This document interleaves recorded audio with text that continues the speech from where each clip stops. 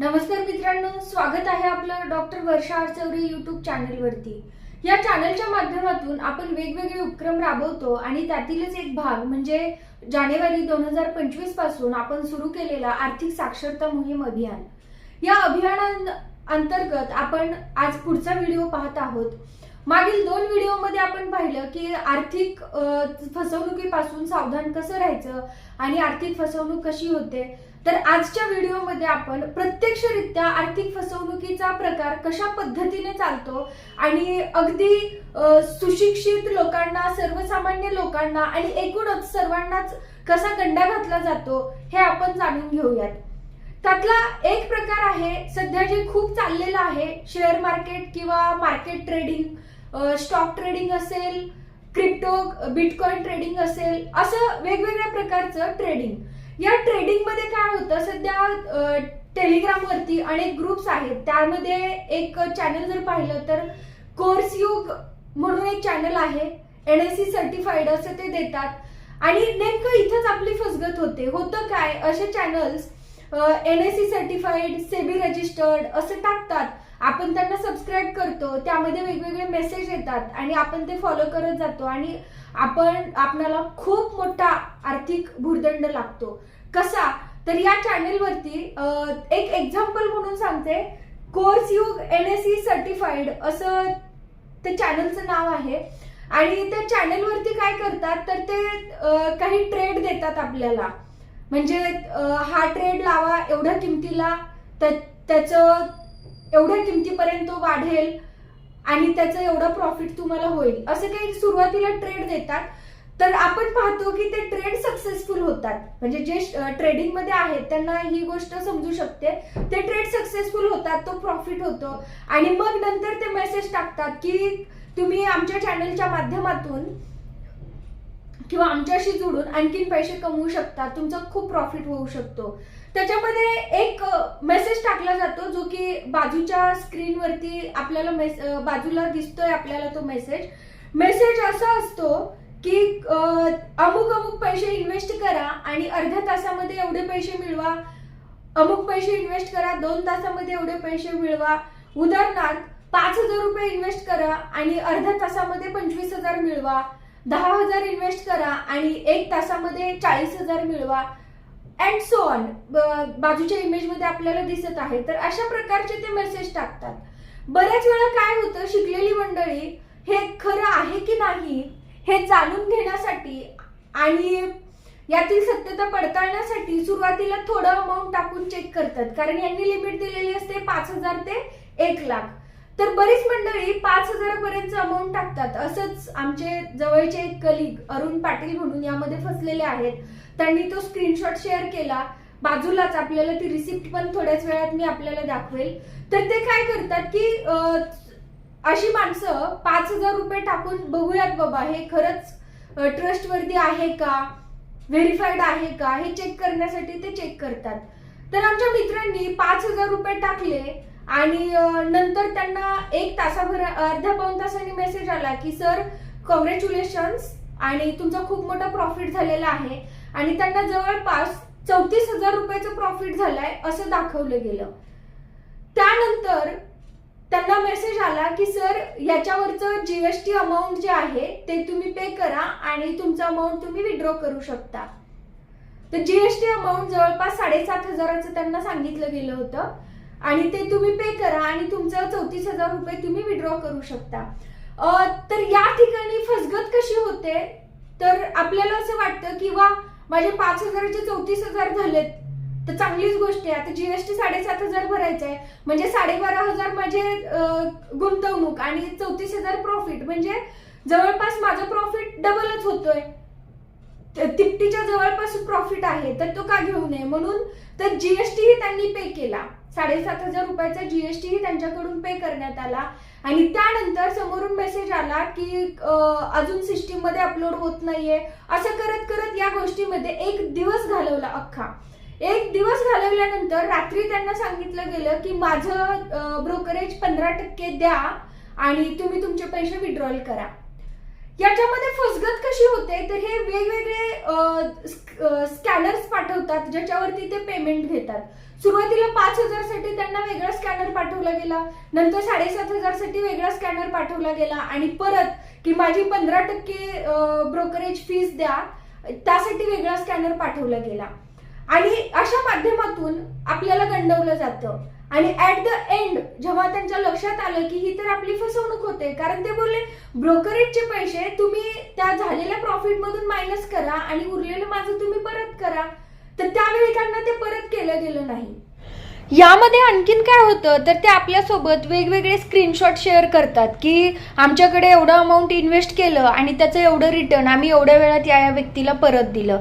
एकंदरीत जर ते स्क्रीनशॉट तपासले तर असं लक्षात येतं की हे सगळे स्क्रीनशॉट एकाच धर्तीवरती असतात, जवळपास एकाच प्रकारे असतात.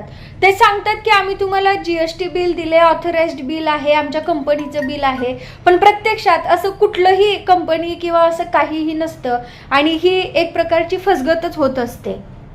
आणि मग त्यांच्या लक्षात आलं की बाबा ही तर आपली फसगत होती, ऑलरेडी आपल्याला 12,500 बुक्का लागलेलाच आहे आणि अजून आपण त्यांना 10-12 पाठवायचे, हे म्हणजे आणखीन पायावरती दगड मारून घेण्यासारखं आहे.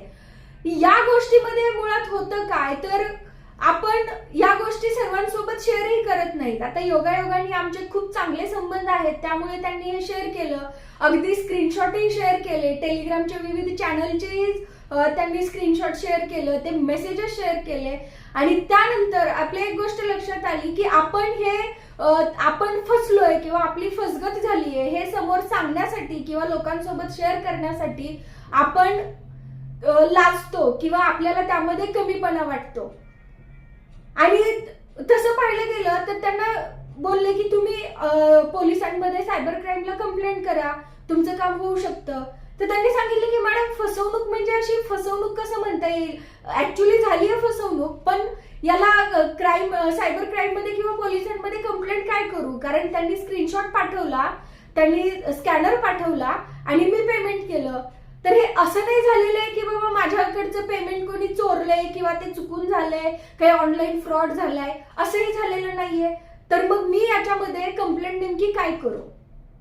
आणि ते गप्प बसले, त्यांना 12,500 नुकसान झालं तरी सुद्धा ते शांत बसले. आता हा एक प्रकार झाला.